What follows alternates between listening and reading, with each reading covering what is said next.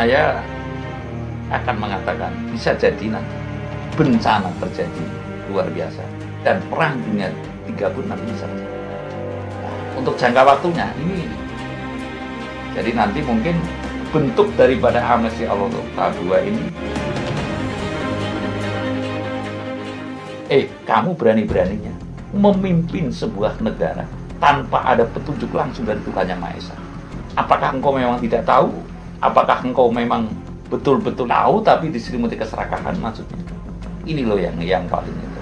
Ada modelan begini juga Pak, suara rakyat, suara Tuhan. Dan kita pemilu kan suara rakyat.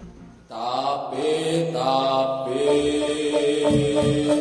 ulo salam yo atur bagyo wis nusantara. Gini Mas, asli-aslinya bangsa ini mestinya berkiblat. Saya sering mengatakan kita tentu harus lihat basic kita itu apa gitu loh. Demokrasi ini kan setelah penjajahan runtuhnya Majapahit bisa menyatu kembali dengan cara demokrasi, ya kan? Basic aslinya bangsa ini kan monarki wahyu Mas, monarki yang berdasarkan kepada wahyu. Yang bisa memelihara inilah, maaf kata, saya pernah mengatakannya dalam sebuah konten itu, Kanjeng Nabi Muhammad monarki yang berdasarkan wahyu dan memelihara wahyunya, sehingga Saudi Arabia sampai sekarang tetap dalam posisi walaupun negeri tandus, tapi grid ekonominya, kesejahteraannya nih saya masih bisa bertahan. Tapi dalam saat ini pun kemungkinan karena carut mautnya, saya pernah berkata juga, ini Jawa sudah nggak jelas Jawanya. Nah, bisa tidak menutup kemungkinan Arab pun nggak jelas Arabnya. Apalagi kepada topik ini, artinya bahwasanya ujung-ujungnya daripada periodik atau fase-fase daripada bencana ini akan atau sedang menuju kepada amnesti Allah tahap yang kedua. Mengerikan kan kelihatannya, tapi ini bukan saya menakut-nakuti, tapi saya sesungguhnya mengajak kepada seluruh elemen, seluruh komponen untuk marilah kita bersadar dan bersandar kepada kodrati kita, ya. Sadar kodrat siapa yang gitu harus semestinya memegang bangsa ini, semestinya yang memegang tampuk kekuasaan ini, yang tidak berdasarkan logika saja atau bahkan politik saja. Artinya saya mengajak kepada kewaspadaan batin. Kewaspadaan batin ini, siapa sesungguhnya sing bisa njejeri, sing bisa namengi, sing bisa ngasto cara bahasa Jawanya, yang bisa memegang tampuk kepemimpinan bangsa Indonesia ini, yang bisa memegang tampuk kepemimpinan Nusantara ini, sehingga tidak hanya berdiplomasi, yang tidak hanya ibaratnya adu argumentasi tanpa ada sebuah kejelasan yang pantas, ada kata mufakat yang pantas, yang berbobot, yang memutuskan ketok palu kepada yang lebih berhak. Gitu loh. Apakah pantas seorang sekarang pejabat negara, seorang maaf kata sekarang dengan adanya demo-demo Ciptaker apa ini, ya, Omnibus Law apa itu, ya Omnibus Law itu, ya saya mengatakan juga sulit itu, Ciptaker lah gitu aja. Sekarang antara benteng negara dan benteng negara, maaf, purnawirawan dengan yang aktif, kelihatannya kesannya tempur. Ini masyarakat dianggap apa dan akan berkiblat kemana? Taruhlah krisis kepercayaan, itu sudah masa lampau. Artinya dengan kejadian seperti ini, marilah kita berintrospeksi, mawas diri. Maaf kata, anggaran negara itu ada, ya, membayar kiai yang host gitu, nah, ya, kiai atau biku atau apa yang ibaratnya betul-betul host, yang terkhusus untuk mohon petunjuk, ya. Begitupun kepada rakyat, semestinya, ya, bukan berarti saya kepengen ngelamar, itu enggak. Semestinya mencari sisik melik, ya. Sisik meliknya ini untuk kita bisa mewujudkan kesejahteraan bersama sesuai dengan ukurannya, untuk bisa mewujudkan Indonesia atau Nusantara yang damai, yang sejahtera, yang makmur, yang kemahripah, kertotototur, raharjo, kalisnir sabikoro. Kalau sekarang kan hanya hauliah saja. Omong kosong semua. Omong kosong. Baik si A, si B, si C, hartanya masih katanya membela negara. Dalam kondisi hutangnya banyak seperti ini, saya akan sangat mengagumi apabila ada satu sosok saja. Kekayaan saya hanya akan aku sisakan untuk mau bungkus mori diri saya saja. Atau saya sisakan 100 juta selebihnya untuk negara. Itu baru, Mas. Tapi jika tidak, omong kosong. Itulah. Dan ini pasti ada orang yang dengan tulusnya berani berkorban demi bangsa dan negara, demi umatnya, ya, melaksanakan yang tanpa pamrih.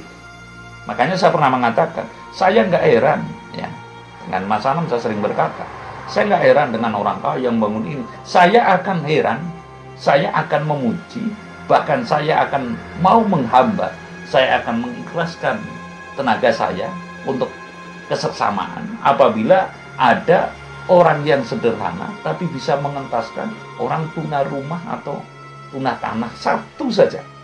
Tapi ketika itu orang kaya, artinya saya sudah tidak heran dengan orang kaya, tidak heran dengan orang pintar, tidak heran dengan orang bijaya, tapi saya sedang mencari becik sejati ini becik. Gitu. Becik itu bukan baik, tapi di atas baik. Gitu.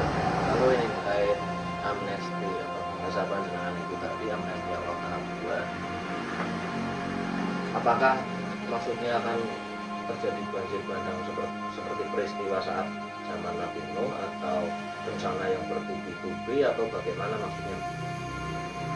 Saya akan mengatakan bisa jadi nanti bencana terjadi luar biasa dan perang dunia 3 pun nanti bisa terjadi.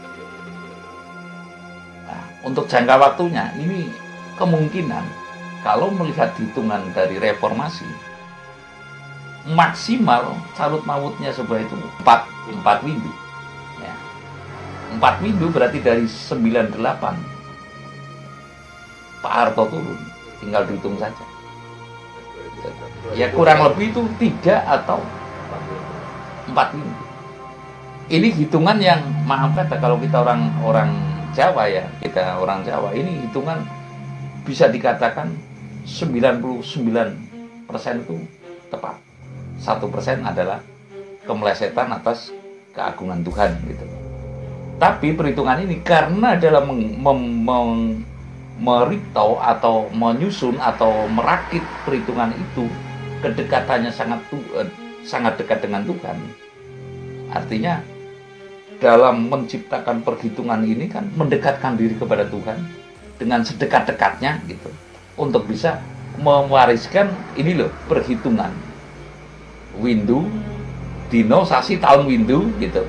Ini loh lakunya wahyu. Makanya dalam pemerintahan Pak Harto kan pilihan lurah 8 tahun sekali, Mas. Karena itu lakunya wahyu gitu. Jadi ini saya mohon maaf yang semaaf-maafnya kepada semua pihak. Kemungkinan dalam topik ini saya akan mengatakan ujung daripada wabah, bencana dan sebagainya ini sedang menuju kepada amnesti Allah tahap yang kedua, karena memang diperingatkan, memang tidak mau dengan fase-fase peringatan yang telah dilampaui seperti tsunami kecil dan sebagainya itu. Ya, tsunami Aceh ini termasuk masih sangat kecil, Mas, gitu loh. Jadi nanti mungkin bentuk daripada amnesti Allah tahap 2 ini kan kalau orang dulu bilang itu menungso kesandung hutan mati, loro esok sore mati, loro sore esok mati. Bisa jadi begitu, bisa jadi perang dunia ketiga, sehingga timbullah nanti katanya tersisa las wiji tanah Jawi mung separuh bumi gitu. Lalu yang diampuni itu siapa saja, Pak? Apakah semua manusia yang masih Begini, Mas, kalau makanya saya pernah itu ya, bahwasanya leluhur itu melaksanakan rapat hari kebangkitan nasional. Bahwasanya apabila terjadi, mengapa rapat dari kebangkitan nasional? Apabila terjadi bencana, sesungguhnya leluhur itu menangis. Bumi ini pun menangis karena tidak tega, sehingga rapat dulu rapat hari kepanggilan nasional ini telah tertata, Mas. Artinya telah diperhitungkan, oh ini kalau dalam yang saya ngaji itu ya, kan Nabi Khidir itu membunuh anak kecil gitu loh. Nabi Khidir membunuh anak kecil dan Musa bingung. Begitupun rapat ini adalah di antara demikian. Betapa sekarang kalau saya di tepi laut ya, di Cilacap itu, anak sedang digendong oleh ibu. Saya mau bayangkan andai kata ini terjadi tsunami secara dohir, saya itu juga tidak tega. Namun, adanya rapat dari kepanggilan nasional ini telah menseleksi, ibaratnya kalau sekarang kan ada apa foto Google itu yang Google Map apa yang dari atas itu telah terfoto, telah siapa saja nanti gerangan yang akan menjadi korban, dan sesungguhnya ini bumi pun menangis, langit pun menangis, lalu para ruh leluhur ya juga menangis. Sebenarnya tidak tega artinya dampak daripada amnesti Allah tahap kedua, karena ini pengampunan ya, pengampunan Allah tahap kedua. Sesungguhnya ini tidaklah alam dan Allah itu menghendaki apabila memang tidak untuk mensinergikan lagi antara alam Allah, artinya pelaksanaan kehidupan manusia harus sesuai dengan kehendak Allah gitu loh, kehendak Tuhan yang Maha Esa, kehendak alam raya ini. Artinya manusia, binatang, tumbuhan ini harus sinergi dengan kehendak alam dan kehendak Allah gitu. Karena memang diperingatkan tidak pula kembali kepada titik yang dikehendaki gitu, sehingga terjadilah amnesti Allah tahap 2 gitu. Lalu bagaimana? Berawal dari akeh satrio nemai pra loyo, artinya dari loro esuk sore mati, loro sore esuk mati, loro esuk sore mati, terus begitu sampai dengan para bupati, para mungkin gitu, para pejabat-pejabat ini loro sore esuk mati, sehingga timbullah beslit semantel gatak ya, bocah pangon kon dadi bupati ora gelem. Ini yang dimaksud adalah amnesti Allah tahap 2 berawal dari tanda akeh satrio nemai pra loyo. Jadi ada tembung beslit semantel gatak. Beslit itu SK Pak ya. Nah, sekarang kan sudah itu. Jadi alangkah memalukannya bangsa ini, ya tidak bangsa ini saja, termasuk Thailand Thailand itu juga rajanya sedang demo terus-terusan karena memang sudah menyimpan daripada garis-garis besar haluan, kalau saya bilang garis-garis besar haluan wahyu ya, garis-garis besar haluan negara gitu loh. Nah, ini garis-garis besar haluan kehendak Tuhan yang Maha Esa. Sehingga yang saya jawab itu dari pertanyaan itu adalah, apabila ini peringatan ini, fase-fase peringatan ini tidak kunjung pula kita tersadar, ya kita semua tersadar kepada yang dikehendaki Allah adalah Allah ridho, manusianya ridho gitu. Maksudnya sama-sama tulusnya dalam melaksanakan perintah Tuhan, ibaratnya Tuhan ridho, kita pun juga ridho gitu, alam pun juga ridho. Artinya sinergisitas antara alam, Allah dan makhluk di bumi ini, niscaya akan terjadi amnesti Allah tahap 2 dan ditandai nanti dengan akeh satrio nemai praloyo. Terima kasih.